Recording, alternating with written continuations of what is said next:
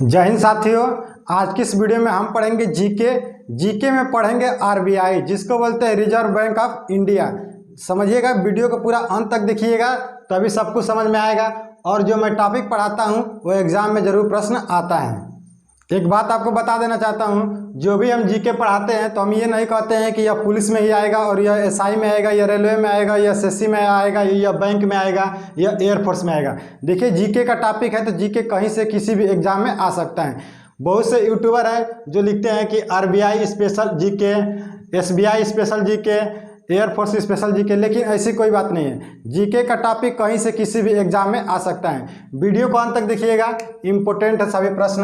देखिए, आरबीआई जिसको बोलते हैं रिजर्व बैंक ऑफ इंडिया, तो हमारे देश के अंदर सर्वप्रथम बात करते हैं कि हमारे देश के अंदर आरबीआई का काम क्या होता है। तो हमारे देश के अंदर सर्वप्रथम बता दें आपको कि आरबीआई का काम होता है हमारे देश के अंदर मुद्रास्फीति को नियंत्रण करना और साथ में हमारे अर्थव्यवस्था को भी नियंत्रण रखना। यानी हमारे देश के अंदर जो भी अर्थव्यवस्था होता है उसका सारा जिम्मेवारी रखता है आरबीआई। आरबीआई का फुल फॉर्म होता है रिजर्व बैंक ऑफ इंडिया, जिसका मुख्यालय कहाँ पर है तो मुंबई में। प्रश्न पूछेगा कि आरबीआई का मुख्यालय कहाँ पर स्थित है, तो आपका आंसर होना चाहिए मुंबई में। आरबीआई का लोगो क्या होता है, तो आरबीआई का लोगो जैसा आप इमेज में देख सकते हैं, यह है आरबीआई का लोगो। आरबीआई के लोगो में किसका चित्र अंकित होता है? देखिए, यह प्रश्न पूछा गया है कि आरबीआई के लोगो में किसका चित्र अंकित होता है। तो आरबीआई के लोगो में बाघ और ताड़ का पेड़ का चित्र अंकित होता है। आरबीआई के लोगो में बाघ और ताड़ का एक पेड़ है, बाघ के पीछे, उसी का चित्र अंकित होता है। आरबीआई की राष्ट्रीयकरण की बात करते हैं कि आरबीआई का राष्ट्रीयकरण कब हुआ था, तो आरबीआई का राष्ट्रीयकरण हुआ था 1 जनवरी 1949 को। प्रश्न पूछेगा कि आरबीआई का राष्ट्रीयकरण कब हुआ था, तो आपका आंसर होना चाहिए 1 जनवरी 1949 को। आरबीआई की स्थापना की बात करते हैं कि आरबीआई की स्थापना कब हुई थी, तो आरबीआई की स्थापना हुई थी 1 अप्रैल 1935 को।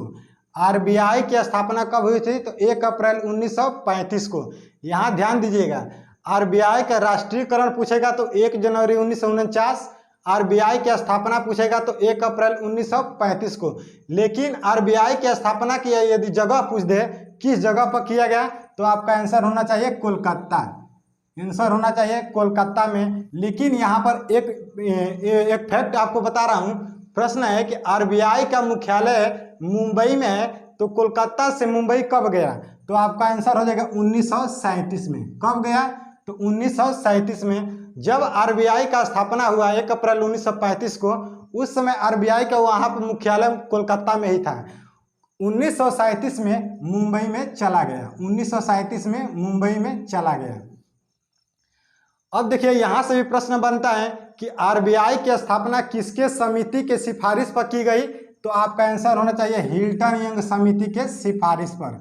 आरबीआई की स्थापना किसके सिफारिश पर की गई, तो हिल्टन यंग समिति के सिफारिश पर, जिसमें हमारे देश से डॉक्टर भीमराव अंबेडकर मेन भूमिका निभाए थे। डॉक्टर भीमराव अंबेडकर, इन्होंने एक पुस्तक लिखी थी the problems of the rupee, यानी पैसों की समस्या के बारे में। ये डॉक्टर भीमराव अंबेडकर की एक पुस्तक है the problem of the rupee. इन्हीं पुस्तक में लिखे थे कि हमारे देश के अंदर पैसों की जो कलेक्ट करने की स्थिति है उसके लिए एक बैंक की निर्माण की जाए। तो इसी पुस्तक में लिखे थे आरबीआई के बारे में। अब देखिए, आरबीआई को बोला जाता है बैंकों का बैंक। आरबीआई को बोला जाता है बैंकों का बैंक।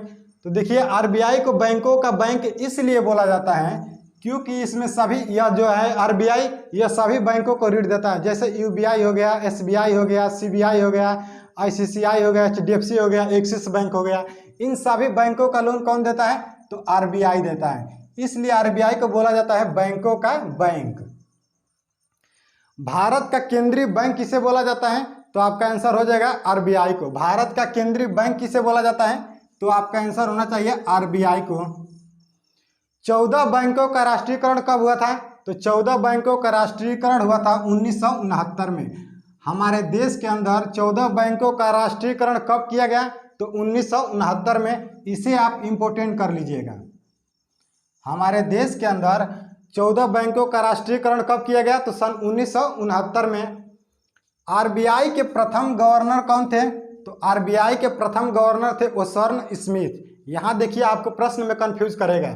आरबीआई के प्रथम गवर्नर, यदि एग्जाम में पूछेगा कि आरबीआई के प्रथम गवर्नर जनरल कौन थे, तो आपका आंसर हो जाएगा ओसबर्न स्मिथ, ओसबर्न स्मिथ। लेकिन प्रश्न पूछ देगा कि प्रथम भारतीय गवर्नर कौन थे आरबीआई के, तो आपका आंसर हो जाएगा सीडी देशमुख। इसमें प्रश्न में कंफ्यूज कर देगा। प्रश्न को ध्यान दीजिएगा और समझेंगे तो आपका आंसर आ जाएगा। देखिए आरबीआई के प्रथम गवर्नर कौन थे, तो ओसबर्न स्मिथ। और प्रश्न पूछेगा कि भारत के प्रथम भारतीय गवर्नर कौन थे, तो सीडी देशमुख। ये किसकी बात करते हैं? आरबीआई के बारे में बात कर रहे हैं। देखिएगा, नहीं तो एक प्रश्न यहाँ से बन जाता है कि स्वतंत्र भारत के आरबीआई के प्रथम गवर्नर कौन थे, तो सीडी देशमुख। अभी तक एक भी भारतीय महिला ऐसी नहीं है जो आरबीआई के गवर्नर के पद पर रही है, लेकिन एकमात्र आरबीआई के प्रथम उप गवर्नर की बात करते हैं। उप गवर्नर महिला कौन थी, तो केजी उदेशिका। यह देखिए आरबीआई के प्रथम उप गवर्नर है, गवर्नर के बारे में बात नहीं कर रहे हैं, उप गवर्नर है। आरबीआई के प्रथम उप गवर्नर महिला कौन थी, तो केजी उदेशिका। अभी तक एक ही महिला है जो उप गवर्नर के पद पर रही है। वर्तमान में आरबीआई के गवर्नर कौन है, तो शक्तिकांत दास हैं। प्रश्न पूछेगा कि वर्तमान में आरबीआई के गवर्नर कौन है, तो शक्तिकांत दास हैं, जो 25वें नंबर के हैं। और कहाँ से बिलोंग करते हैं, तो उड़ीसा राज्य से यह बिलोंग करते हैं। यहाँ देखिए एक प्रश्न इंपॉर्टेंट होता है कि आरबीआई के गवर्नर की नियुक्ति कौन कराता है। देखिए आरबीआई की गवर्नर की नियुक्ति कौन कराता है और कौन करते हैं, तो आरबीआई के गवर्नर की नियुक्ति वित्त मंत्री के अधिकार पर हमारे देश के प्रधानमंत्री नियुक्ति करते हैं। तो आरबीआई के गवर्नर की नियुक्ति वित्त मंत्रालय के सलाह पर, यानी वित्त मंत्री के सलाह पर हमारे देश के प्रधानमंत्री नियुक्ति करते हैं। तो देखिए आरबीआई के गवर्नर की नियुक्ति वित्त मंत्री के सलाह पर प्रधानमंत्री करते हैं। प्रश्न पूछेगा कि आरबीआई के गवर्नर की नियुक्ति कौन करते हैं, तो आपका आंसर हो जाएगा प्रधानमंत्री। लेकिन प्रश्न पूछेगा कि आरबीआई के गवर्नर की नियुक्ति प्रधानमंत्री किसके सलाह पर करते हैं, तो आपका आंसर हो जाएगा वित्त मंत्री के सलाह पर। एक प्रश्न यह भी बनता है कि आरबीआई का लेखा वर्ष यानी वित्तीय वर्ष कौन सा होता है, तो आरबीआई का वित्तीय वर्ष होता है, आरबीआई का वित्तीय वर्ष 1 जुलाई से 30 जून तक, 1 जुलाई से 30 जून तक। और हम लोग हिंदी वर्ष में यानी हिंदी के महीने में हम लोग नया वर्ष कब से मनाते हैं, तो चैत के माह से, चैत के माह से। और अंग्रेजी के हिसाब से, तो अंग्रेजी के हिसाब से जनवरी से। वैसे ही आरबीआई जो है वो अपना नया वर्ष मनाती है 1 जुलाई को। तो यह सभी का सभी इम्पोर्टेंट प्रश्न था आरबीआई का। देखिए मेन क्या है पूछता है प्रश्न, आरबीआई का मुख्यालय पूछता है, आरबीआई की स्थापना और आरबीआई का राष्ट्रीयकरण। एक प्रश्न यहाँ पर छूटा है कि आरबीआई का संस्थापक किसे माना जाता है, तो ब्रिटिश को। आरबीआई का संस्थापक किसे माना जाता है, तो ब्रिटिश को। ब्रिटिश को है आरबीआई का संस्थापक माना जाता है। लेकिन इसमें मेन भूमिका हमारे देश के अंदर जो किसकी थी, तो डॉक्टर भीमराव अंबेडकर की। किसकी थी, तो डॉक्टर भीमराव अंबेडकर की। ब्रिटिश के साथ साथ हमारे देश के अंदर डॉक्टर भीमराव अंबेडकर की आरबीआई के स्थापना में मेन भूमिका रही थी। तो फ्रेंड्स देखिए जो इम्पोर्टेंट प्रश्न था वो मैं बता दिया हूँ।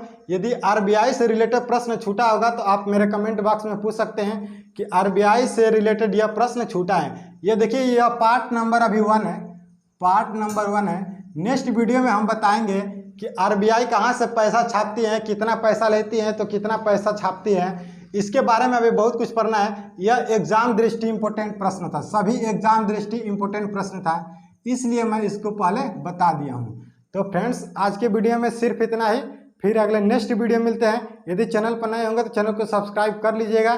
तो फ्रेंड्स आज के वीडियो में सिर्फ इतना ही, तब तक के लिए थैंक यू, जय हिंद, जय भारत।